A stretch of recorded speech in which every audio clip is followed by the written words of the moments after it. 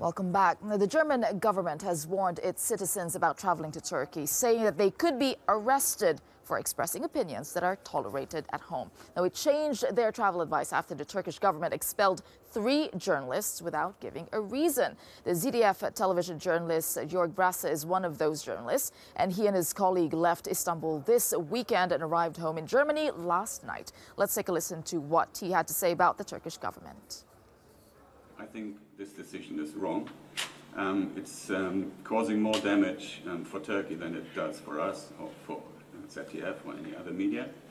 The Turkish government managed to more or less silence national media, and they're now trying to do it with international media, and we should not submit to that.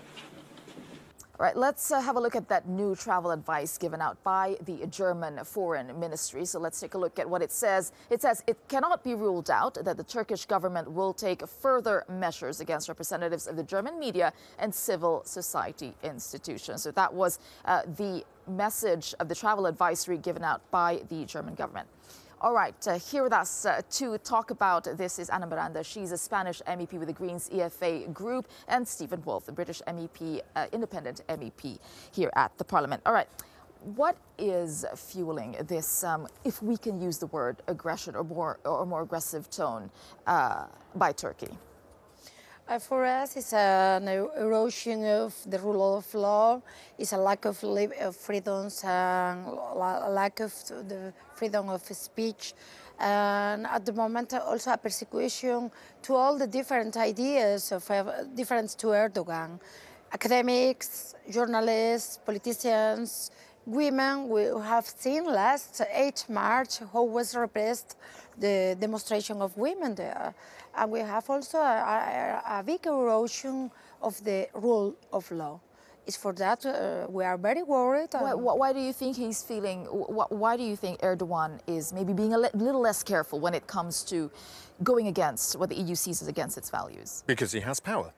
First of all, with the European Union, he has power of control of whether he can open the doors and allow millions of Syrians and other migrants that are currently resting in his country, and he can allow them to flood Europe, and that's what he would do, and he's threatened to do that, and we begged him not to by giving him 6 billion euros. He also has power because he knows that in northern Syria he's worked with the Americans to carve out a part of Syria for himself, lots of the olive groves, parts of the gas, parts of the opportunities that are up there, and he controls that area. So he knows also that by aligning himself perhaps with Russia, being less aggressive as the West, he has power and influence over Europe, the United States. So he's daring everybody to say, come and tell me what to do, because this is what I will do if you do. I mean, to that point, because Anna, you're saying, yes, we're very worried about the erosion of rule of law, but as Stephen is pointing out, that it seems like the EU's hands are tied. What can you do? You need Turkey for dealing with terrorism, dealing with the migration. So what is the EU to do?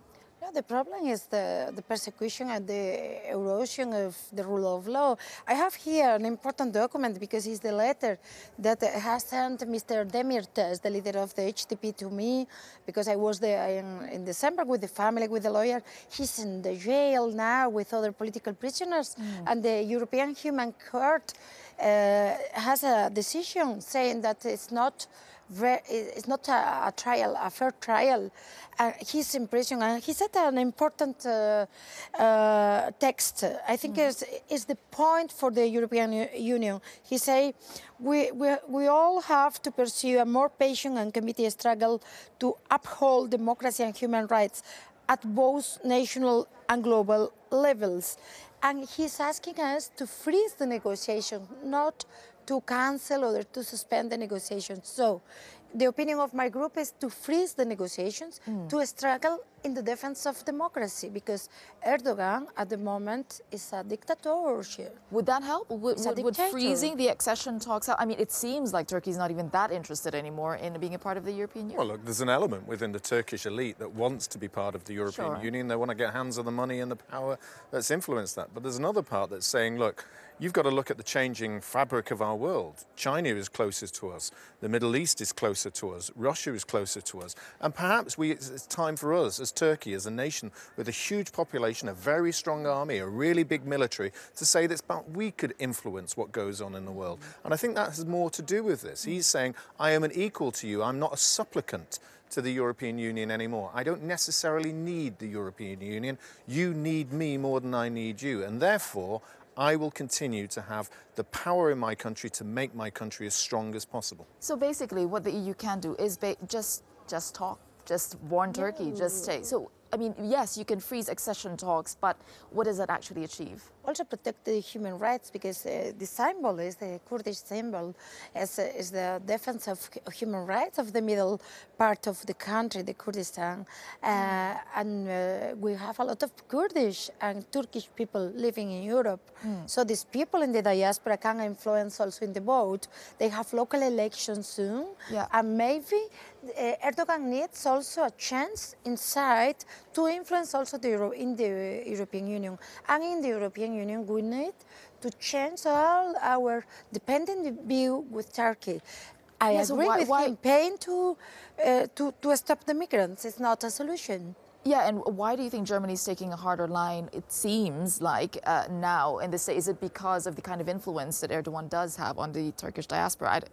Of course he has influence on the Turkish diaspora. They are funding mosques throughout the European Union. They are helping establish what he regards as Muslim political parties, particularly those in Holland. He feels that he can use through money, his influence, to stretch into the politics of the European Union as well, which he thinks is perfectly legitimate for him to strengthen his own country. I think this is really interesting for the European Union, enlargement being a part of, the European project. And here we have countries like Turkey where this is, being questioned fundamentally. I think, we'll leave that conversation there.